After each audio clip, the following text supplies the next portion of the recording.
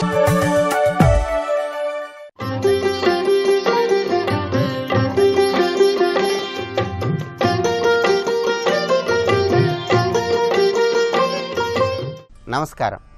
ప్రేక్షకులందరికీ శుభోదయం.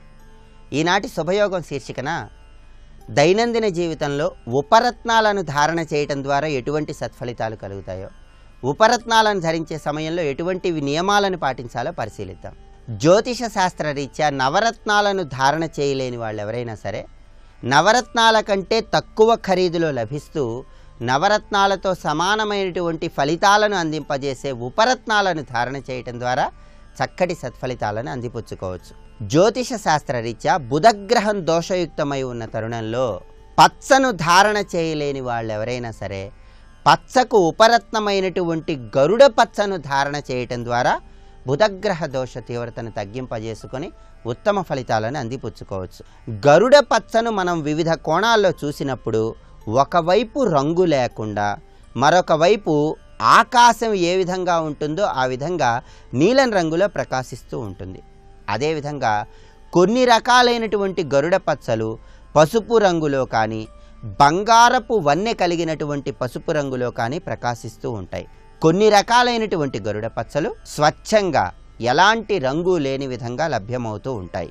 మరికొన్ని రకాలైనటువంటి గరుడ పచ్చల్లో మ్యాంగనీస్ ఉండటం వల్ల పూర్తిగా గులాబీ రంగులో, కెంపు రంగులో, కొద్దిపాటి ఎరుపు రంగులో, ఊదా రంగులో ఇలా రకరకాల రంగులలో లభిస్తూ ఉంటాయి.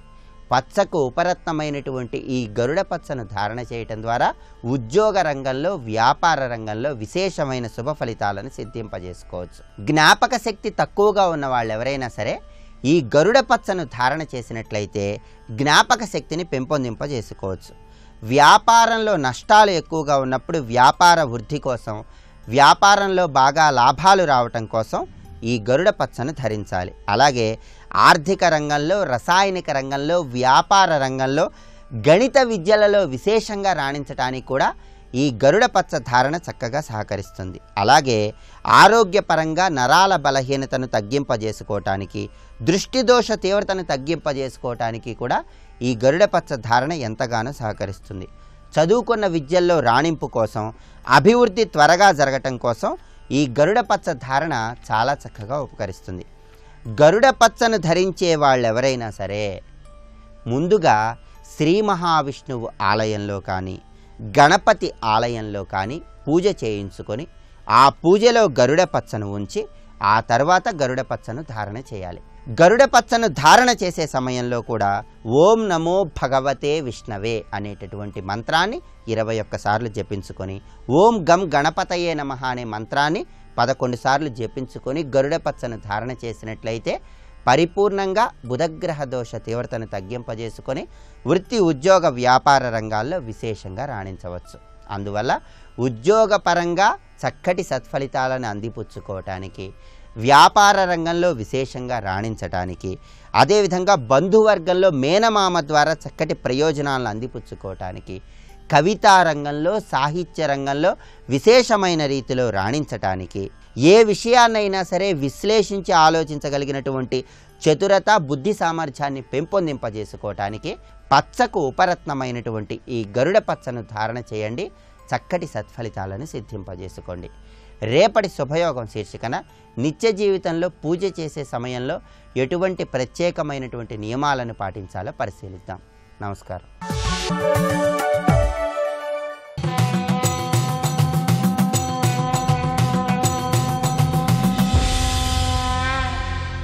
శతక సాహితీ సరస్వతికి నమస్కారం.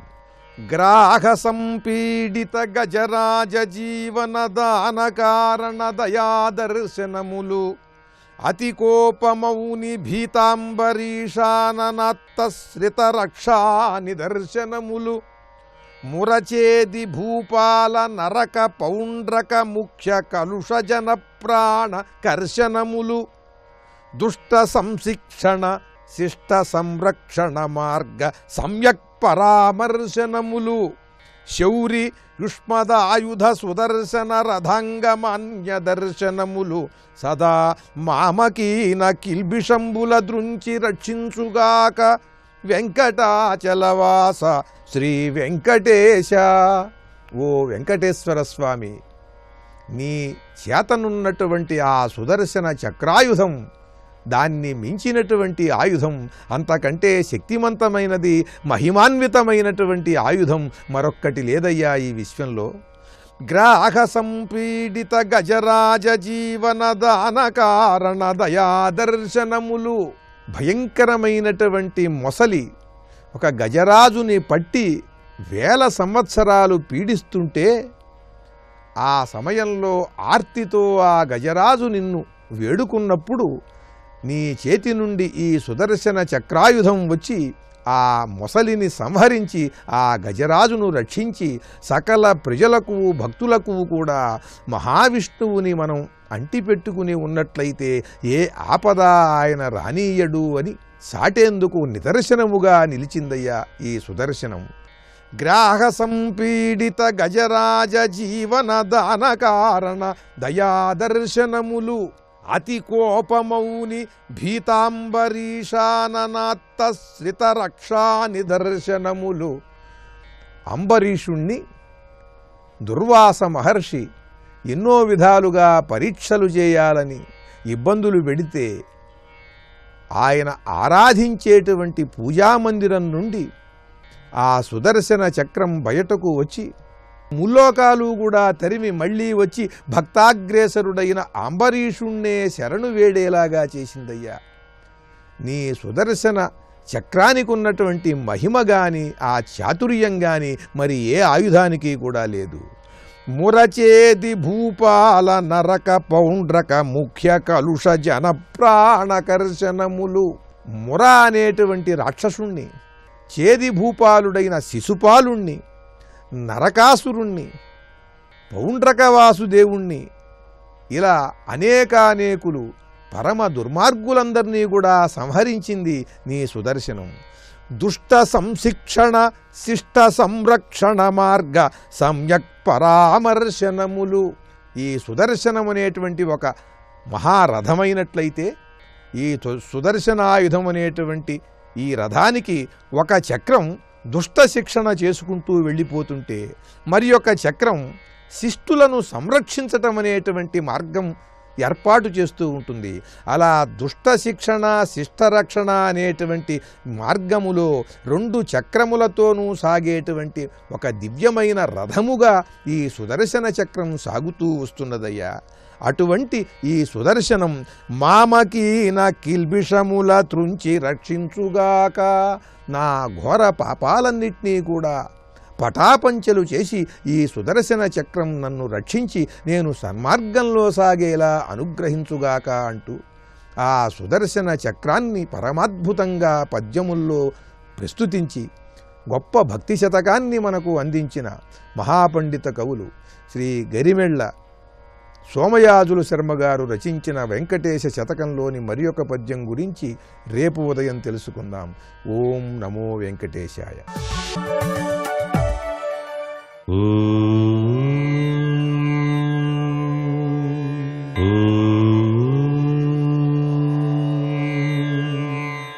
ఓం నమో నారాయణాయ. ఓం నమః శివాయ. శ్రీమాత్రే నమః.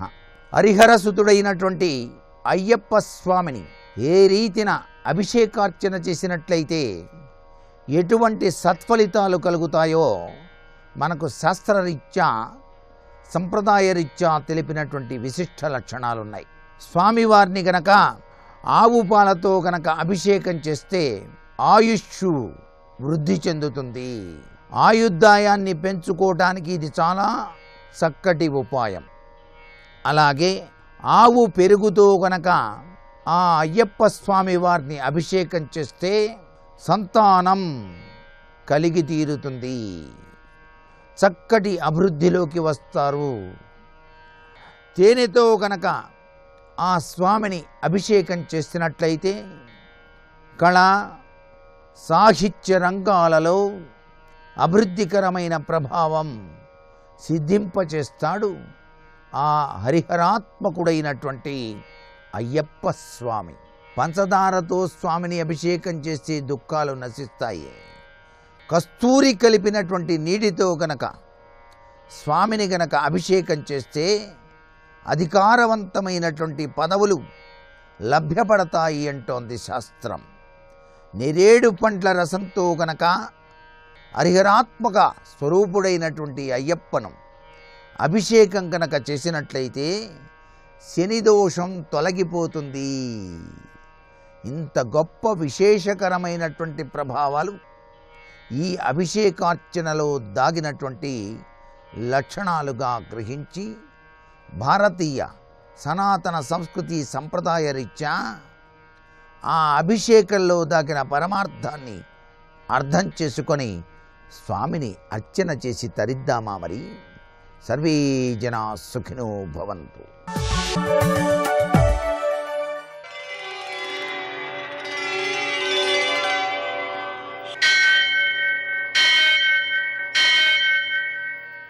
సహస్రశీరుషం దేవం విశ్వాక్షం విశ్వశంభువం విశ్వం నారాయణం దేవమక్షరం పరమం పదం విశ్వతః పరమాం నిత్యం విశ్వన్నారాయణగుం హరిం విశ్వమేవేదం పురుషస్తద్విశ్వముపజీవతి పదిం విశ్వస్యాత్మేశ్వరం శాశ్వతం శివమచ్యుతం నారాయణం మహాజ్ఞేయం విశ్వాత్మానం పరాయణం.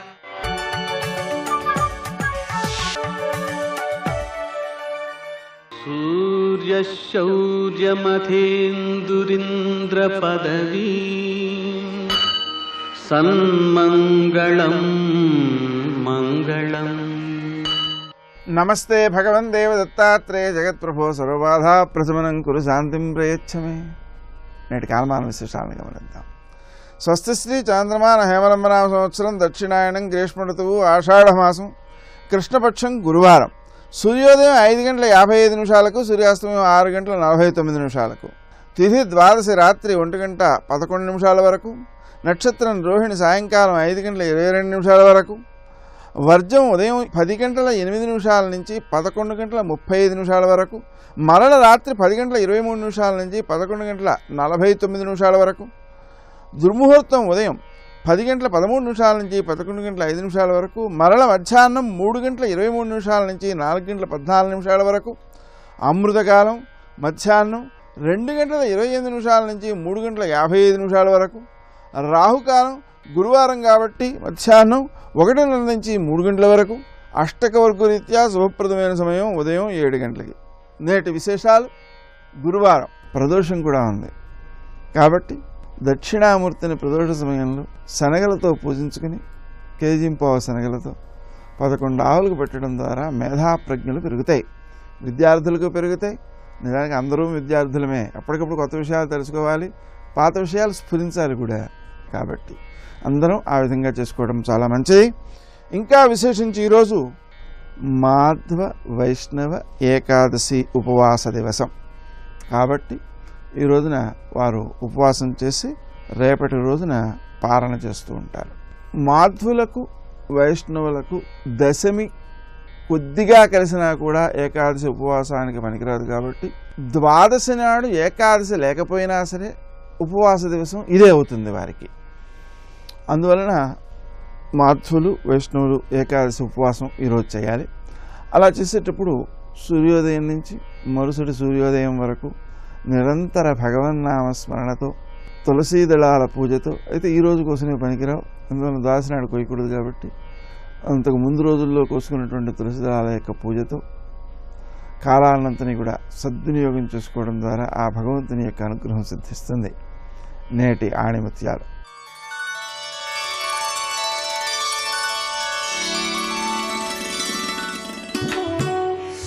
ఈ లోకంలో భక్తిని మించిన ముక్తి మార్గం మరొకటి లేదు.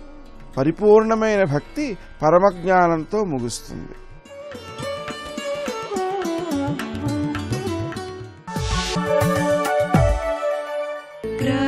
ప్రాతస్మరామి లలితావదనారవిందం బింబాధరం పృథులమౌక్తికశోభినాసం ఆకర్ణదీర్ఘనయనం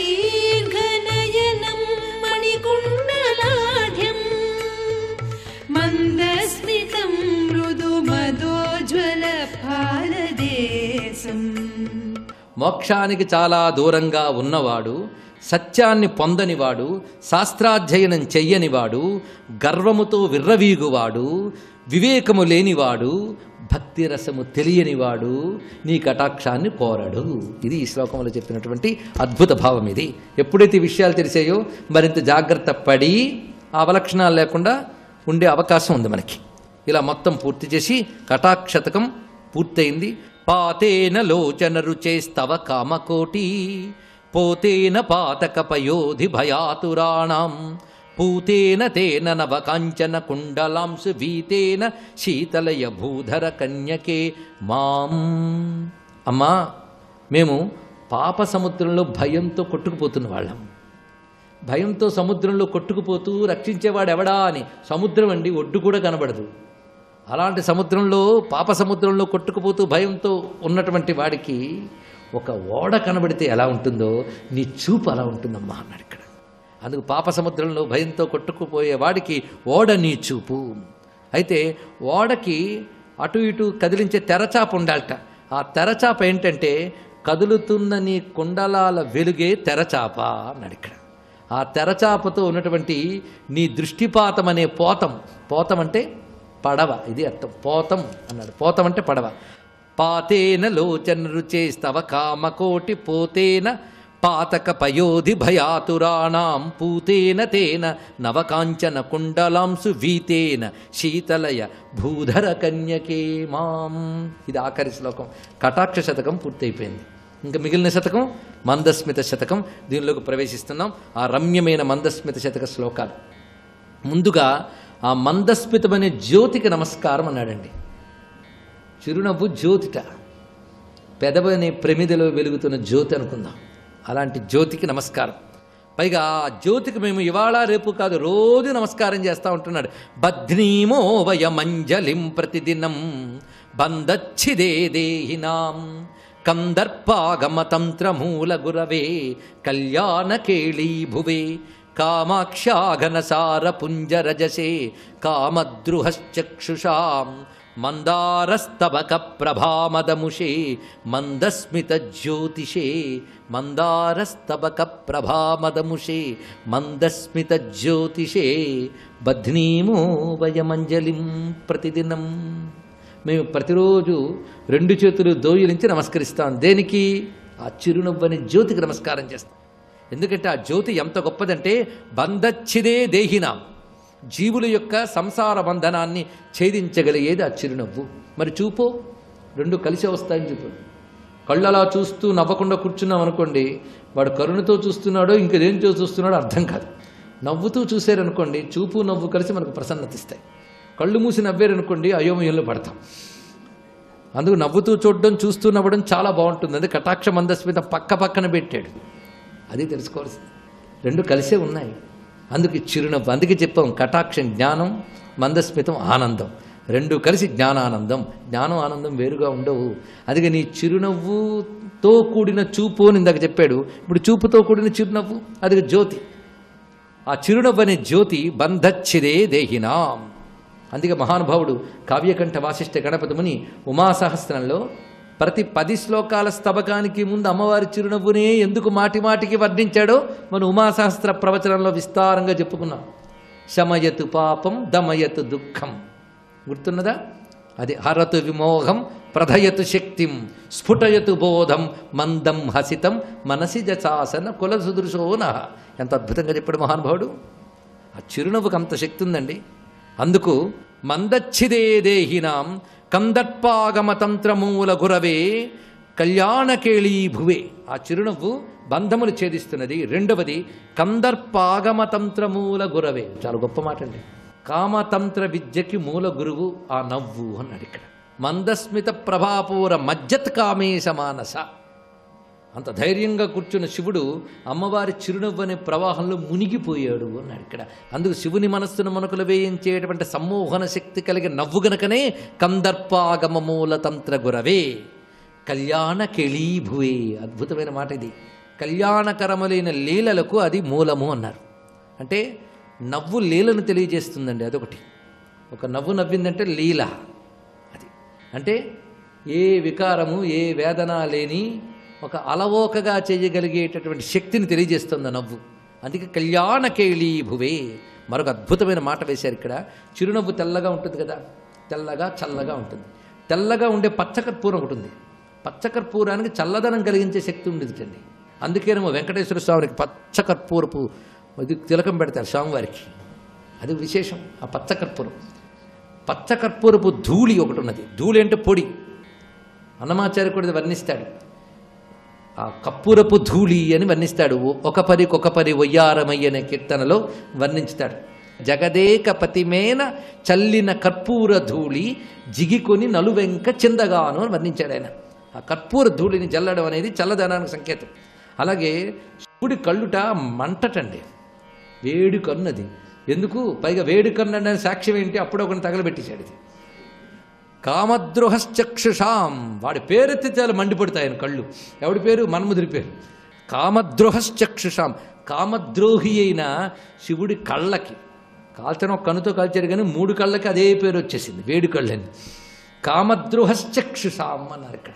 అంటే కామద్రోహి అయిన శివుడి కళ్ళకి ఈ అమ్మవారి నవ్వు ఎలా ఉన్నదంటే ఘనసార పుంజ రజసే అన్నారు ఇక్కడ. ఘనసారం అంటే గడ్డకర్పూరం, ఇదే అర్థం. అలాంటి అది ఘనసారం కూడా తెల్లగా ఉంటుంది, పచ్చకర్పూరము ఘనసారము.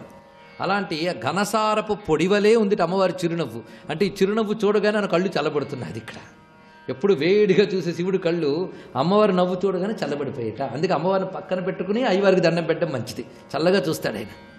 ఎందుకంటే ఆ చిరునవ్వుతో ఆయన చూడగానే 3 కళ్ళు చల్లబడ్డాయి, శాంతంగా ఉన్నాయి. అందుకే కామాక్ష ఘనసార పుంజ రజసే కామద్రుహశ్చక్షుషాం. ఇంకో మాట మందారస్తబక ప్రభామదముషే. మందార పూల గుత్తిలాగుంది రండి అమ్మవారి చిరునవ్వు. మందారం అంటే కల్పవృక్ష కుసుమం అని అర్థం. కల్పవృక్ష కుసుమాలు మందారం.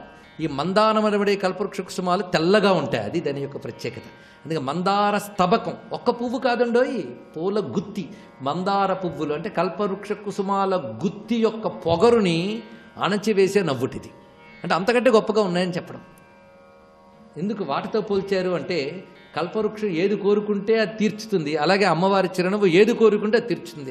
దానికంటే గొప్పదని ఎందుకు చెప్పారంటే ఆ కల్పవృక్షం కోరికలు తీర్చగలదు కానీ మోక్షాన్ని ఇవ్వలేదు, కానీ అమ్మ నవ్వు మోక్షాన్ని ఇవ్వగలదు.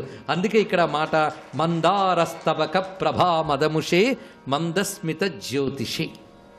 తర్వాత శ్లోకం సధ్రీచేనవ మల్లికాసు మనసాం నాసాగ్రముక్తామణేరాచార్యాయ మృణాలకండమహసాం నైసర్గికాయత్విషే స్వర్ధున్యాసకయుధ్వనే హిమరుచేరర్ధాసనాధ్యాసినే కామాక్షాస్మితమంజరీ ధవళిమాద్వైతాయ తస్మై నమః.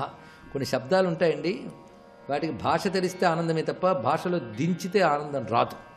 మరి ఎలాగండి? భాష తెలుసుకోవాల్సింది, మరి ఏం చెప్పలేం. ఆ శబ్దాలు కొన్ని వ్యాఖ్యానించడం, కొన్ని అనుభూతులకి మాటలు ఉండవు, అంతే, ఇంకోటి చెప్పడానికి లేదు. ధవళిమాద్వైతాయ, ఏమి శబ్దం అండి ఇది? ధవళిమ అంటే తెల్లదనం, తెల్లదనముతో అద్వైతము చెందిన నవ్వు అన్నాడు ఇక్కడ. ఏమిటి మాట? అద్వైతం అంటే ఏమిటి? అది తప్ప రెండవది లేదు. సరే, ధవళిమాద్వైతాయ, గొప్ప మాట ఇది.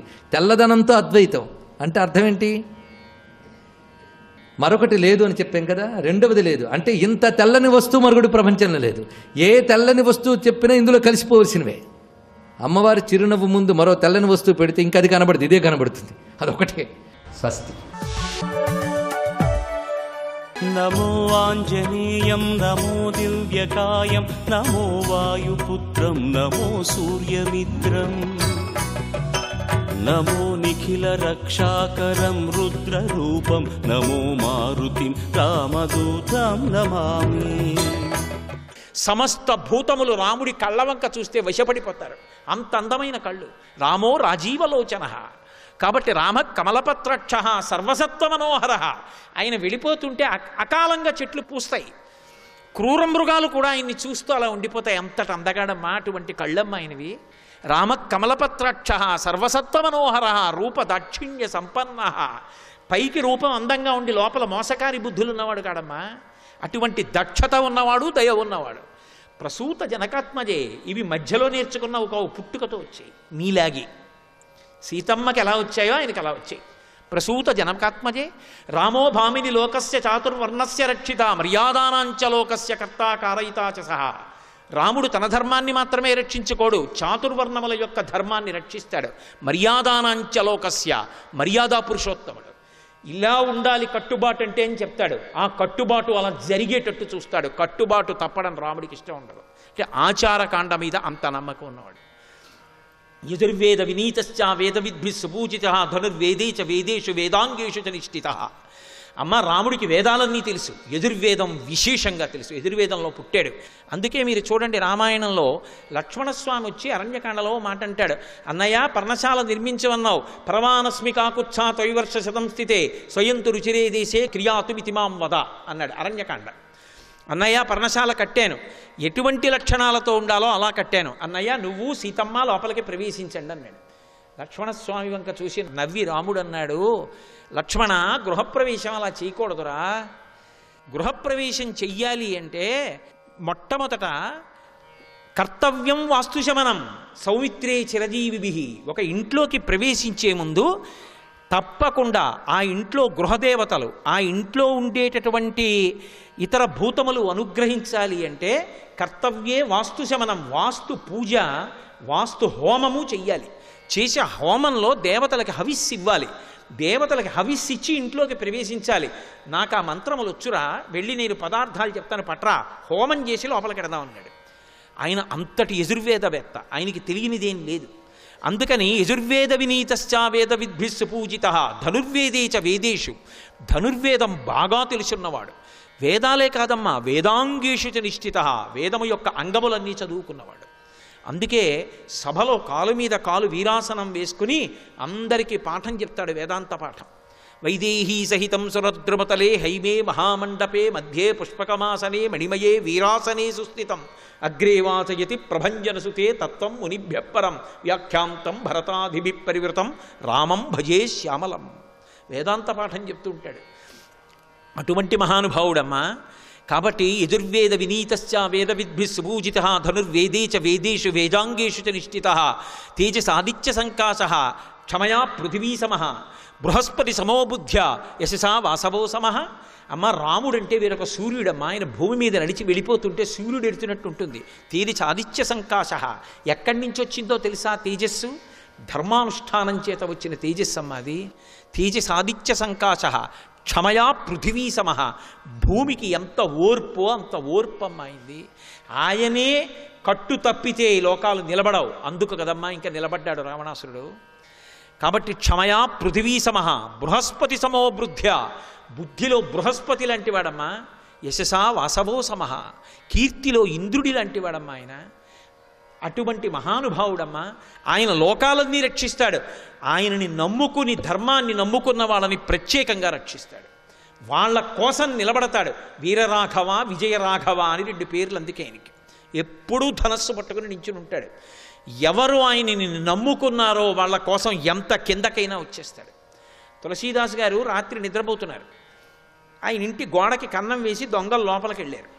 లోపలికి వెళ్ళిన తర్వాత ఏదో తులసీదాస్ గారి ఇంట్లో ఏముంటాయి, ఓ జపమాల, ఓ పురాణం పెట్టుకునేటటువంటి పీట, ఇలాంటివేవో ఉంటాయి. మూట కట్టుకుని వాళ్ళు ఆ మూట మెల్లిగా లాగేద్దామని అక్కడ పెట్టుకుని వాడు తల బయటెట్టాడు.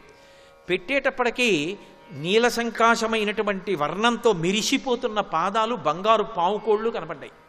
వాడు కొంచెం పైకి ఎత్తి చూశాడు. పట్టుబట్ట, కొంచెం ముందుకు పెట్టిన మోకాలు, నడుం, విశాలమైనటువంటి వక్షస్థలం, ఆ పక్కన భూమి మీద ఊంచి ఉండి మనుతిరిగినటువంటి ధనస్సు, దాన్ని పట్టుకుని ఒక ఆయన ఇలా చూస్తున్నాడు. చూసి తల లోపలికెట్టాడు.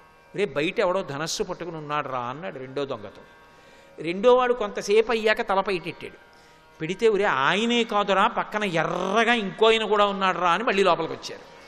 వెళ్ళిపోతారేమో అని తెల్లారే వరకు కూర్చున్నారు. వాళ్ళిద్దరు వెళ్ళరు. ఆఖరికి తెల్లవారిపోయింది. తెల్లవారిపోయాక తులసీదాస్ గారు నిద్రలేస్తారా? తెల్లవారుజాము సమయం అయింది. తులసీదాస్ గారు నిద్రలేచారు. ఇంట్లో ఇలా బయటకు వచ్చేటప్పటికి దొంగలు ఇద్దరు కూర్చుని ఉన్నారు అన్ని మూట కట్టుకుని. ఆయన చూశారు. నమ చౌరాయిచ శిష్ప్యాయిచ భేద్యాయిచ శకత్యాయిచ ప్రవాహ్యాయిచ. దొంగలో కూడా ఈశ్వరుణ్ణి చూస్తారు ఆయన. ఆయన అన్నారు, అయ్యయ్యో అదేమిటి అలా మూట కట్టు కూర్చున్నారు, వెళ్ళిపోయారా అన్నారు. ఆ పాటి ఇంగిత జ్ఞానం మాకు లేక కాదు. బయటికి ఎడదామంటే ఇద్దరు నించున్నారు. ఒకడు నల్లగా ఉన్నాడు, ఒకడు ఎర్రగా ఉన్నాడు. రాత్రంతా నించునే ఉన్నారు. పైగా చేతిలో కోదండాలున్నాయి, ఇలా చూస్తున్నారు. కానీ అంత అందంగా ఉన్నారు. అలా చూసిన వాళ్ళ అందం ఏమిటో అలా ఉంది. ఎవరు వాళ్ళని తులసీదాస్ గారిని అడిగారు. తులసీదాస్ గారు బోర్న ఏడ్చారు. ఇంతోటి నా పురాణ పీఠం ఆచమన పాత్ర కోసం రాత్రంతా నించున్నారా రామలక్ష్మణులు ఇద్దరు కాపు కాయడానికి. తన భక్తుడిని నమ్ముకున్న వాడిని రక్షించడానికి అంత కిందకు వచ్చేస్తాడు ఆయన. అందుకే వీరరాఘవ విజయరాఘవ. అందుకే మహానుభావుడు రక్షితా జీవలోకస్య ధర్మస్య పరిరక్షిత, రక్షిత స్వస్య ధర్మస్య స్వజనస్య చ రక్షిత. అమ్మ ఏం చెప్పమంటావమ్మా ఆయన గుణాలు? కబీర్ దాస్ గారు అంతటి వాడు ఓ మాట అన్నాడు, ధరతీ సబ్ కాగజ కరవు లేకిని సబ్ బనరాయ్ సాత్ సమంతికి మసికరవు హరిగుణ లిఖా నజాయ్ అన్నాడు. ఈ భూమండలాన్ని అంతటినీ కాగితం చేసి సప్తసముద్రాల్ని సిరా చేసి అరణ్యంలో ఉన్న చెట్లన్నీ నరికి ఆ కలపనంతటినీ చేసి కలం చేసి ఈ సప్తసముద్రాలు తీసుకెళ్లి సిరాగా పోసి భూమిని కాగితం మీద హరి యొక్క గుణములను రాయడం మొదలు పెడితే నాకు ఇవేవి సరిపోవు పదార్థాలు అన్నాడు. ఇక బాహ్య సౌందర్యం అంటావా? త్రిస్థిర త్రిప్రలంభశ్చ త్రిసమః త్రిశుచోన్నత త్రితామ్ర త్రిశుచ స్నిగ్ధ గంభీరస్త్రిశుచోన్నత. అమ్మ 3 స్థిరంగా ఉంటాయి, 3 పొడుగ్గా ఉంటాయి, 3 తెల్లగా ఉంటాయి, 3 నున్నగా ఉంటాయి. ఆపాదమస్తకం ఎన్ని విడిచిపెట్టకుండా వర్ణించి చెప్పేశారు రామలక్ష్మణులు. సీతమ్మ తల్లి ఆనందం ఏమని చెప్పమంటారు? ఇన్నాళ్ళకి రామోపాసన చేసి అలా రాముడి గుణములు రాముడి శరీరం అంతా వర్ణించగలిగినటువంటి ఒక ఉపాసకుడు లభించాడు. ఆవిడ ఎంత ఆనందపడిపోయి ఉంటుంది అసలు. అంత సంతోషం పొంది అంత నమ్మకం పొందింది ఖచ్చితంగా రాముడి పనుపున వచ్చిన దూతయే. ఇంత నమ్మకాన్ని ఆవిడ పొందింది అన్న తర్వాత అప్పుడు ఒక్క మాట అన్నారు, వానరోహం మహాభాగే దూతో రామస్య ధీమతః రామనామాంకితం చేదం పశ్యదేవ్యంగుళీయకం ప్రత్యయార్థం తవానీతం తేన దత్తం మహాత్మన సమాస్విషి భద్రం తే క్షీణ దుఃఖపలాహ్యసి. అమ్మా నేను వానరుణ్ణి, రాముని యొక్క దాసానదాసుణ్ణి, పేరు కూడా చెప్పరు. వానరోహం మహాభాగే దూతో రామస్య ధీమతః, బుద్ధిమంతుడైన రామచంద్రమూర్తి యొక్క దూతనమ్మా. నేను రాముడి పనుపున రాముని యొక్క ఉంగరాన్ని తీసుకొచ్చాను. ఇదిగో అమ్మా నీ యొక్క ప్రత్యయార్థం నీ నమ్మకం కోసమని చెప్పి ఈ ఉంగరాన్ని ఇస్తున్నాను. తేనదత్తం మహాత్మన, తల్లి ఉంగరాన్ని పొంది సమాస్విషి భద్రం తే క్షీణ దుఃఖపలాహ్యసి, నీ యొక్క దుఃఖమంతా ఈ క్షణంతో నశించిపోయింది. నువ్వు ఇక సమాశ్వాసాన్ని పొందుతావు, నువ్వు ఎంతో సంతోషంగా ఉంటావు. అమ్మా నన్ను నమ్ము అని పరమ సంతోషంతో ఆ ఉంగరాన్ని తీసి సీతమ్మ తల్లి చేతిలో పెట్టారు. సర్వం శ్రీ ఉమామహేశ్వర పరబ్రహ్మార్పణమస్తు. స్వస్తి.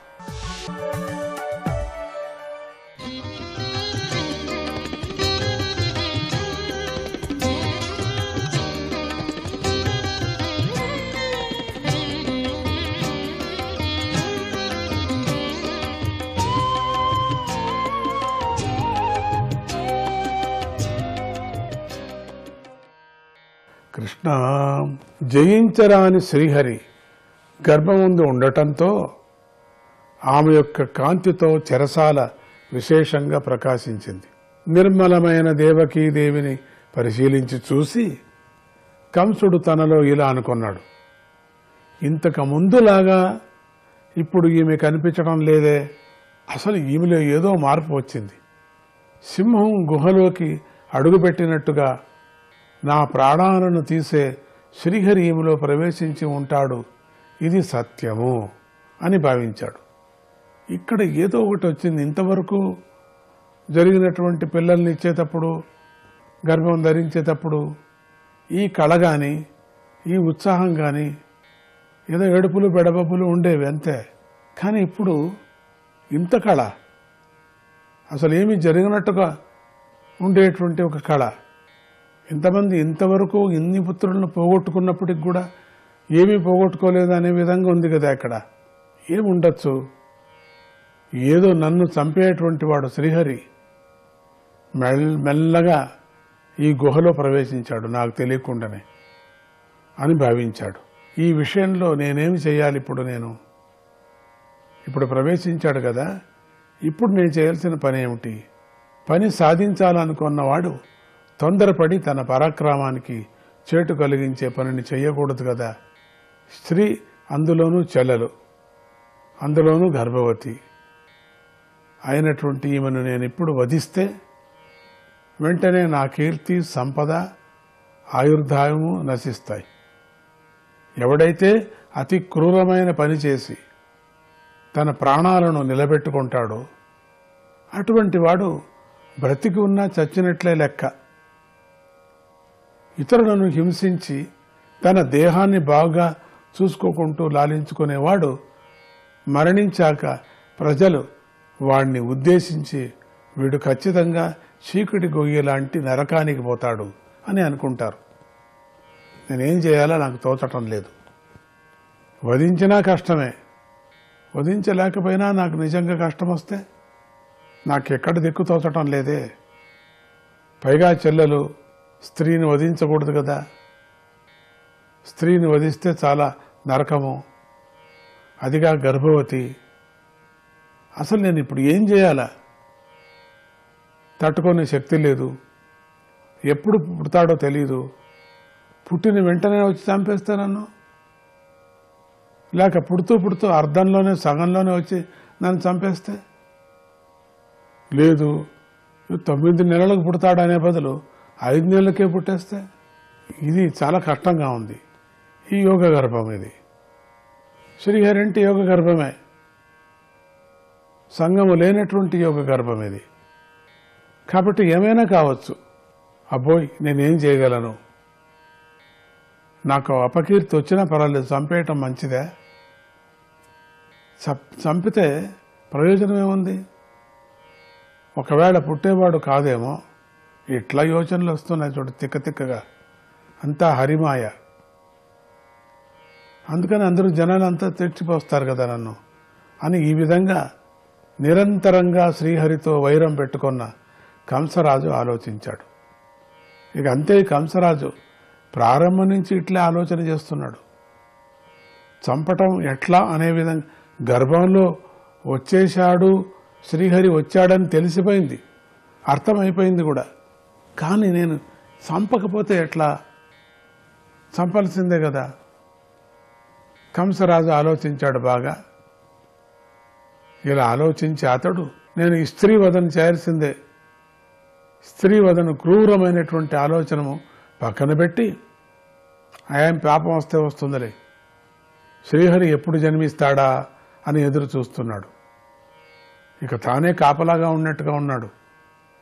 కంసుడు కూర్చున్నా, పడుకున్నా, నిలబడి ఉన్నా, తింటున్నా, రాజ్యంలో తిరుగుతున్నా నిరంతరము ద్వేషంతో శ్రీహరిని గురించే ఆలోచించసాగాడు. ఎట్లనో ఎప్పుడొస్తాడో తెలీదు, నిద్ర లేదు, రాత్రి పగళ్ళు తిరుగుతున్నా, తింటున్నా, కూర్చున్నా, ఎక్కడ ఉన్నా కూడా నన్ను సంహరిస్తాడు అనే విధంగానే వస్తూ ఉంది. అతడికి జగత్తంతా శ్రీహరితో నిండినట్లుగా కనిపించింది. ఏమో నిజమైన భక్తుడేమో, కొంచెం సాత్వికమైన గుణం ఉంటే మంచి భక్తుడు, ప్రహ్లాద నారద పరాశర దాంట్లో చేరేవాడేమో కంసుడు. కానీ కథ అడ్డం తిరుగుతుంది కదా, అట్లా చేయటానికి వీల్లేదు కదా. రాక్షసుడే కదా. కానీ అన్ని చోట్ల మరణ భయంతో చూస్తున్నాడు శ్రీహరిని, అన్ని చోట్ల విరోధంగా చూస్తున్నాడు, శత్రువుగా చూస్తున్నాడు. దీంట్లో ప్రేమలేశం లేదు కదా ఎక్కడైనా. ప్రేమ భక్తి ఉంటే ఇతడు నిజంగా భక్తుడైపోయేవాడు. ప్రేమ లేదు, విరోధంతో చూస్తున్నాడు, భయపడి చూస్తున్నాడు, వాణ్ణి చంపాలా అని చూస్తున్నాడు. ఇది ఇలా ఉండగా నారదుడు భృగువు మొదలైన మహర్షులతో కలిసి బ్రహ్మదేవుడు, రుద్రుడు, దేవకి ఉన్న కారాగారం వద్దకు వచ్చారు. నారదుడు కూడా అక్కడికి వచ్చాడు. దేవతలు వారిని అనుసరించారు. వరాలను వర్షించే శ్రీహరిని వారంతా ఇలా స్తుతించారు. ఎందుకంటే అంశం అక్కడ శ్రీహరి వచ్చేశాడు అక్కడ, అందుకని చూడటానికి అందరూ వస్తున్నారు. సత్యవ్రతం సత్యపరం త్రిసత్యం సత్యస్య యోనిం నిహితం చ సత్యే సత్యస్య సత్య మృత సత్యనేత్రం సత్యాత్మకం త్వాం శరణం ప్రపన్నాః ఎంత అద్భుతంగా ఉంది చూడండి. దీన్ని మనం కూడా అనుకుంటే బాగుంటుంది. ఇది సత్యవ్రతం సత్యపరం త్రిసత్యం, పలకండి నాతో, సత్యవ్రతం సత్యపరం త్రిసత్యం సత్యస్య యోనిం నిహితం చ సత్యే సత్యస్య సత్య మృతసత్యనేత్రం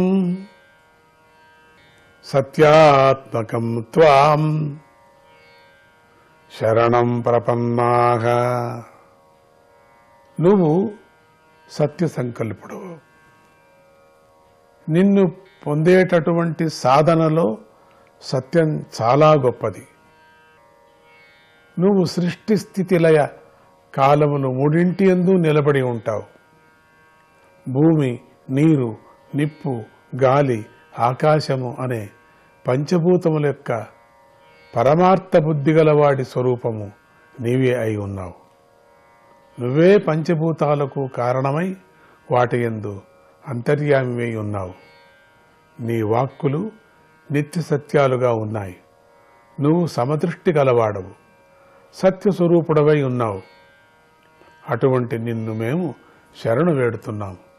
ఎందుకంటే వ్యష్టి సమష్టి దేహరూపంగా ఉన్నది.